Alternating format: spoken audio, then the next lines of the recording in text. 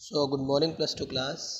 आज हम अपना जो टॉपिक डिस्कस करने जा रहे हैं उसके बारे में हम पढ़ेंगे कि विकेंद्रित नियोजन। विकेंद्रित नियोजन से अभिप्राय है कि ऐसी प्लानिंग जो कि सेंट्रलाइज ना हो, डिसेंट्रलाइज हो। विकेंद्रित का मतलब ही यही है। केंद्रीकृत का मतलब होता है कि ऐसी प्लानिंग जो सेंट्रलाइज हो। तो हम यहाँ पढ़ रहे हैं कि विकेंद्रित नियोजन। विकेंद्रित नियोजन मतलब ऐसी प्लानिंग जो डिसेंट्रलाइज हो। इस विकेंद्रित नियोजन में हम लोग पढ़ेंगे केरल के विकास के मॉडल और नियोजन का रास्ता। देखिए, कहता है ज़रूरी नहीं कि हर नियोजन केंद्रीकृत हो। ऐसा भी नहीं कि नियोजन का मतलब हमेशा उद्योगों और बड़ी बड़ी परियोजनाओं ही लगाया जाए। मतलब अगर हम बड़ी बड़ी इंडस्ट्रीज़ या बड़े बड़े उद्योग लगा देते हैं तो इसका मतलब ये नहीं कि हम लोगों ने नियोजन केंद्रीकृत हो गया है। केरल के विकास और नियोजन के लिए जो रास्ता चुना गया उसे केरल मॉडल कहा गया है।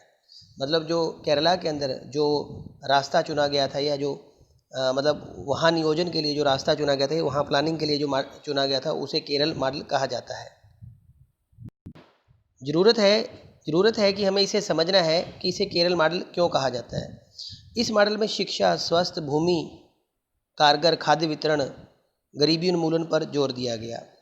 केरल में प्रति व्यक्ति आय पर कैपिटा इनकम अपेक्षाकृत कम है और यहाँ औद्योगिक आधार भी तुलनात्मक रूप से कमज़ोर रहा। यानी कि इंडस्ट्रियलाइजेशन से भी ये पिछड़ा रहा ये एरिया। मतलब पिछड़ा नहीं कहेंगे हम, मतलब कुछ यहाँ पे इंडस्ट्रियलाइजेशन भी कम था और पर कैपिटा इनकम भी यहाँ कम थी। इसके बावजूद केरल में साक्षरता दर 100% है। मतलब अगर हम कहें कि वहाँ लिटरेसी रेट जो है वहाँ का वो 100% है। आयु प्रतिशत भी, जो मोर्टेलिटी रेट है वो भी बड़ी है वहाँ की। वहाँ शिशु मृत्यु दर और मातृ मृत्यु दर, इन्फेंट मोरालिटी रेट और मदर इन्फेंट मोरालिटी रेट जिसको बोलते हैं, या बर्थ रेट भी जो है वो कम है। केरल में लोगों को कहीं ज़्यादा चिकित्सा सुविधा मुहैया है। मतलब वहाँ की जो हेल्थ फैसिलिटीज़ हैं वो भी बहुत अच्छी हैं और वो भी बहुत कारगर साबित हुई हैं। 1987 से 1991 के बीच सरकार ने नव लोकतांत्रिक पहल नाम से अभियान चलाया। नव लोकतांत्रिक न्यू डेमोक्रेटिक सिस्टम के नाम से अभियान चलाया। इसके अंतर्गत विकास के अभियान चले जिसमें साइंस, एनवायरनमेंट और लिटरेसी, 100% लिटरेसी का अभियान शामिल है। मतलब उन्होंने ऐसे जो है वो पॉलिसीज़ बनाई जिसके अंदर की ज़्यादा से ज़्यादा फोकस जो है वो साइंस के ऊपर, एनवायरनमेंट के ऊपर और लिटरेसी रेट के ऊपर चलाए गए। इन अभियानों की रूपरेखा इस तरह से बनाई गई थी कि लोगों को स्वयंसेवी, सेल्फ हेल्प ग्रुप जिसको बोलते हैं, स्वयंसेवी नागरिक संगठनों के माध्यम से विकास की गतिविधियों में सीधे शामिल किया जा सके। मतलब सेल्फ हेल्प के जो ग्रुप थे उनसे लोगों को सीधे शामिल किया गया। केरल में इस बात के भी प्रयास किए गए कि लोग पंचायत, प्रखंड और जिला स्तर की योजनाओं को तैयार करने में भी शामिल हो। यानी कि डायरेक्ट लोगों को जो था वो यहाँ एंट्री दी गई। जो भी डेवलपमेंट के या प्लानिंग के जो काम थे उसमें डायरेक्ट लोगों की जो थी वो एंट्री थी और लोगों की ओपिनियन को जो था वो समझा गया और उसको इम्पोर्टेंस दी गई। चलिए आगे देखते हैं।